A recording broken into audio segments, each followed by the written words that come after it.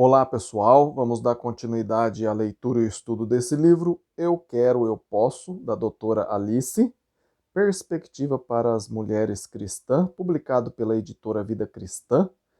Apesar de ser um livro aí para mulheres, mas serve aí para toda a família, tá bem? Fala de diversos assuntos aí para a família toda. Estamos ainda no capítulo 1, que está falando o papel da mulher, né, como mãe. E a gente já fez 2 vídeos, esse aqui vai ser o terceiro vídeo sobre esse assunto, tá? E a gente vai concluir aí o papel de mãe aí, tá? Para as mulheres. Subtítulo que a gente vai começar hoje é Educação Acadêmica e diz o seguinte: as instituições educacionais têm um propósito duplo. O primeiro é, naturalmente, a instrução acadêmica. Em segundo lugar, as escolas fornecem instrução no campo socioemocional. O sucesso num desses aspectos não basta. As crianças precisam alcançar o ponto máximo de sua capacidade nessas duas áreas. É triste ver o garoto ou garota inteligente que sabe tudo sobre o conhecimento obtido através dos livros, mas não adquiriu as habilidades para o relacionamento humano necessário para ter bom êxito na vida. Os pais devem apoiar as escolas e os professores, sem esquecer de apoiar também da maneira adequada o seu filho. Poucas são as crianças que não enfrentam conflitos no processo de receber uma educação formal. Os pais jamais devem aceitar cegamente qualquer aspecto da educação do filho. Quando surgem problemas, todo esforço deve ser feito para reunir toda a informação pertinente antes de julgar. As crianças nem sempre são culpadas da situação, assim como as escolas ou professores. Sabedoria é a senha. A maior parte desta discussão está voltada para o lado acadêmico da escola. Em vista da enorme quantidade de informação a ser aprendida nos tempos modernos, é importante compreender que as escolas não podem mais assumir a responsabilidade total pela educação. As crianças estão aprendendo agora na escola primária informações que as gerações mais velhas aprenderam na faculdade ou nunca aprenderam, porque a informação não estava disponível. Por exemplo, foram feitas descobertas científicas nas últimas 4 a 5 décadas que tornaram obsoletas muitas coisas que minha geração havia aprendido. A, e- a era, a era atômica e a era do computador influenciaram grandemente o currículo escolar. Mas esse currículo não deve cegar-nos para as características individuais de cada criança. Em meados do ano 60, um novo conjunto de conceitos de aprendizado no campo da matemática foi introduzido e enfatizado como entre aspas, meio melhor. Uma criança do primeiro ano foi assim apresentada a conceitos que eu não aprendi senão aos 12 anos. Os proponentes do novo método argumentaram que uma criança de 6 anos tinha capacidade para aprender um determinado conceito, o que, lamentavelmente, negligenciaram foi o fato de que, embora a criança de 6 anos tivesse capacidade, ela não era emocionalmente amadurecida para aprender o conceito. Vagarosamente, através dos anos, observei um movimento retroativo gradual e, às vezes, não tão gradual aos métodos mais antigos. Pelo menos 4 considerações devem ser feitas ao tratar com a vida escolar de seu filho. Primeiro, idade cronológica. Segundo, maturidade emocional. Terceiro, capacidade mental. E quarto, características e experiências individuais. Qualquer pessoa no campo da educação poderá auxiliar você, dando-lhe orientação sobre essas áreas. Como educadora e orientadora, observei algumas das atitudes que podem ajudar você a apoiar adequadamente a educação de seu filho. 1. Estamos empurrando nossos filhos depressa demais acadêmica. Peraí, eu vou ler de novo. Estamos empurrando nossos filhos depressa demais acadêmica, né? É meio estranha a frase. Social e emocionalmente. 2. Tendemos a classificar nossos filhos num determinado grupo acadêmico simplesmente na base da idade cronológica. Hoje mesmo, minha neta, de 8 anos, me falou sobre uma criança de 5 anos que ia repetir o pré-primário. Que tristeza! Nenhuma criança de 5 anos deveria ser considerada um fracasso. As probabilidades são que essas crianças de 5 anos não estivessem ainda prontas para começar o pré. Uma vez que o fracasso passe a fazer parte da vida de uma criança, ela dificilmente irá superar o sentimento de inferioridade. Um fracasso aos 5. Absurdo. 3. Estamos esperando excelência escolar. Entre parênteses, notas altas, sem considerar a capacidade da criança. A palavra-chave aqui é, entre aspas, conheça seu filho. Procure conhecer as aptidões dele, seus interesses, fraquezas, além de suas exigências acadêmicas, a filosofia da sua escola e as qualificações e personalidade de seus professores. A comunicação com o pessoal da escola é de grande importância. A comunicação com seu filho é também importante. Uma estrada bem longa separa o primeiro dia do pré-primário da formatura do colégio, mas é um caminho especial tomado pelo seu filho e vale a pena gastar seu tempo, energia, paciência e longanimidade para ajudá-lo a atravessar os pontos difíceis. Dirigi-lo para os desafios necessários e fornecer o combustível e os consertos até que ele chegue ao seu destino. Subtítulo: Corte o cordão umbilical. Quando você dá à luz seu filho, essa criança não poderá ter uma vida normal até que seja cortado o cordão umbilical, separando a mãe e o filho para sempre, fazendo deles dois indivíduos distintos.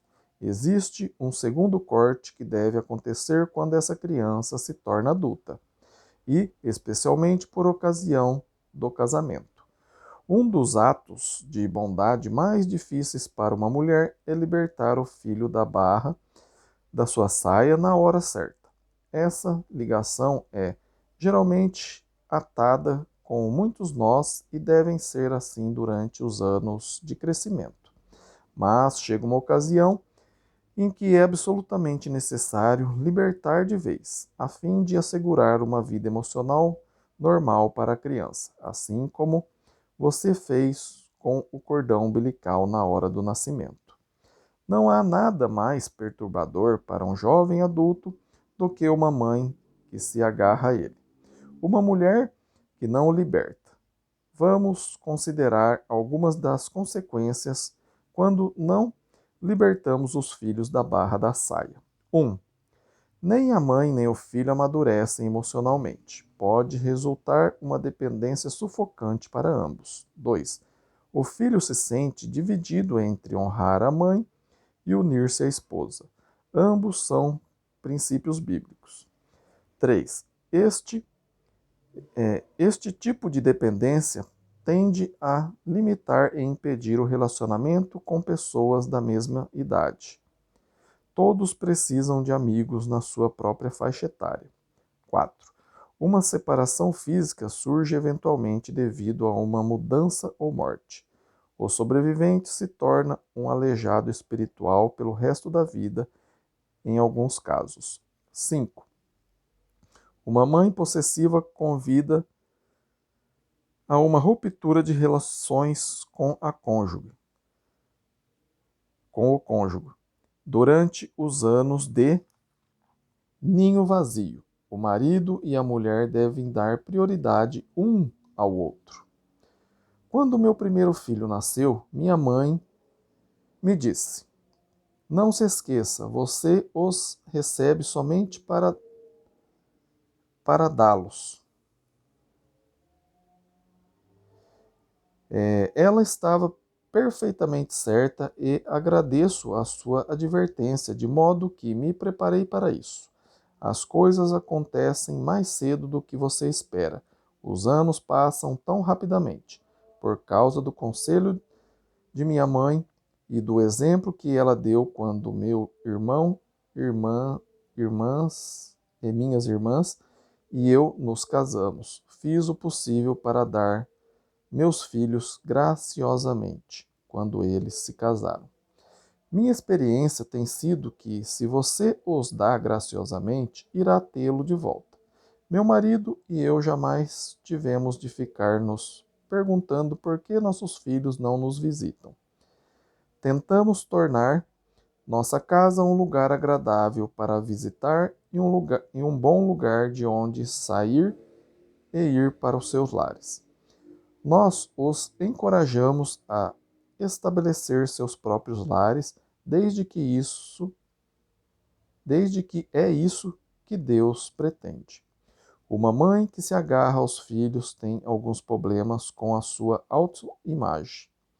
Ela geralmente tem medo de coisas tais como não ser útil, chegar à velhice, ficar muito solitária, com muito tempo nas mãos, etc. Se começarmos desde cedo a descobrir maneiras de ser útil para pessoas fora da família, nos prepararemos para a velhice de maneira positiva e aprendermos a usar produtivamente o tempo quando estamos sós. Não iremos nos sentir tão acabrunhadas quando nossos filhos saírem de casa.